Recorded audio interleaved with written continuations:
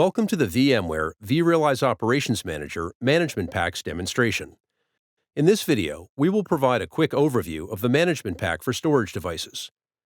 We begin by taking a look at the dashboards. You'll notice the dashboards have been grouped according to the storage protocols. We have Fiber Channel and Fiber Channel over Ethernet, iSCSI, NFS, and Virtual SAN.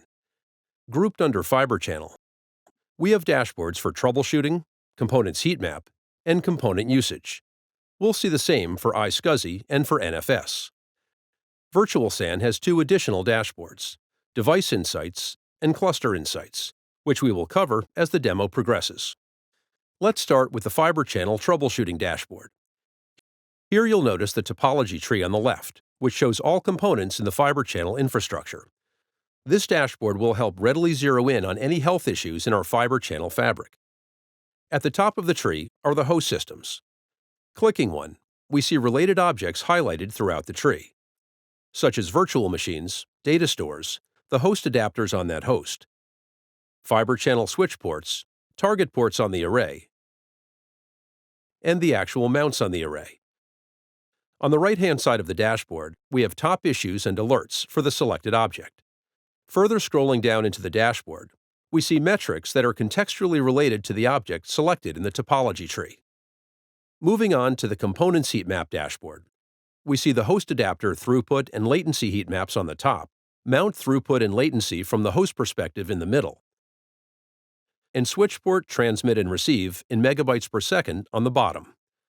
The heat map dashboard comes in handy for understanding load at a given point in time, helping us analyze risks and plan provisioning. Next, we have the Component Usage dashboard that gives an overview of utilization from the object's perspective, helping us understand need and availability of resources. We see host adapters throughput, latency, and errors on the top. In the middle, we have the switch port receive and transmit rates and any switch port errors. And along the bottom, we have mount throughput and latency from the host perspective, along with any mount errors shown on the right. Looking at the MPSD protocol tabs, we see the three common dashboards that are available in each of the storage protocols. Moving to the tab for Virtual SAN, let's start with the Troubleshooting dashboard. Notice we have all the infrastructure items related to the Virtual SAN cluster, including the hosts, virtual machines running on the hosts, the Virtual SAN data store, host adapter, disk groups, the SSD devices, along with the spinning magnetic disks and the physical NICs.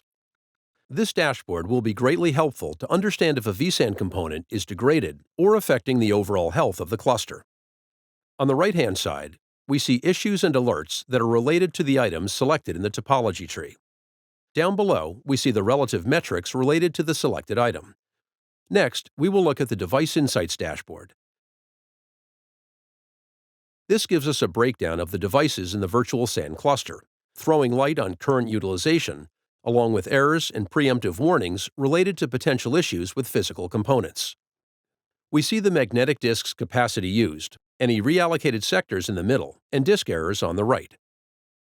In the middle row, we see the SSD-related information regarding cache hits, wear-out indicators, and SSD errors. Then along the bottom, we have IP switch port errors, along with host, CPU, and memory usage graphs. Moving to the Cluster Insights dashboard, we are able to view Virtual SAN information that will help pinpoint performance or health issues of the vSAN cluster as a whole. We see disk capacity used per disk group usage in megabytes per second, disk group latency, and also any disk group errors. Along the bottom, we see the actual Virtual SAN data store throughput, the capacity that's used, the inferred latency, and the component counts. Next, we will move over to the content area of vRealize Operations, highlighting the content that came with MPSD. Notice that we have filtered the list to only show alert definitions that were defined within the Storage Devices Management Pack. Alerts are very helpful to note issues that need immediate attention to avoid outages or downtime.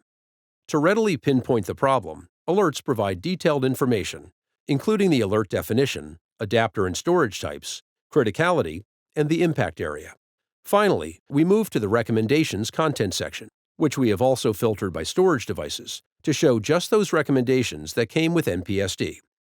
Recommendations offer problem-solving guidance to take the guesswork out of resolving issues identified by alerts. This concludes the overview of the Management Pack for Storage Devices for vRealize Operations Manager. For more information, visit vmware.com/go/VROps. Thank you.